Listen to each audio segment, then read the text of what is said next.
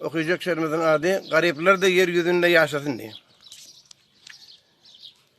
Garipler de yeryüzünde yaşasın, garibin başına üstem kepleme, şayet sen de erti garip kalarsın, fakirin başına üstem kepleme.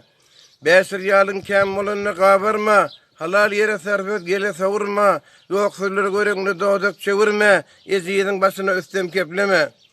Oğlulukta enefirip yayınandır, zarını çekip yürek bağır kaynandır, oğullardan yaka çıkıp oynandır, yetimin başına üstem kepleme.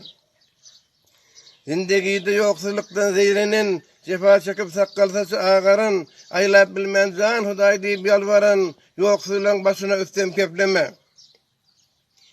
Her kim pes görsen sen yanak badır, onu da yaradan kadir Allah'dır. Her kim zalim olsa azabı kendir, mazlumun başına üstem kepleme.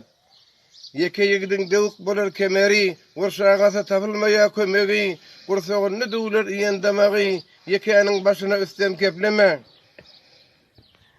Cevan vakti halka hizmet edendir, yuvaş yuvaş qarrılığa yetendir, yürüymeni yaramanı yatandır, qarrılığın başına üstem kepleme.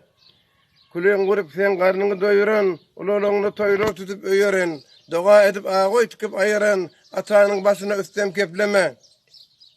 Yüreğin tavlasan irengi solar, onda da bildirmez mehrini salar, killen ağrıysa da kucaklavalar, yenenin başına üstem kepleme.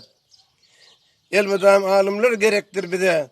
Elmidam alimler gerektir bize. Gerek bulgarlık ilmeye göze. Moğlu cepbar haişt et yarını size. Alimlerin başına üstem keplemen.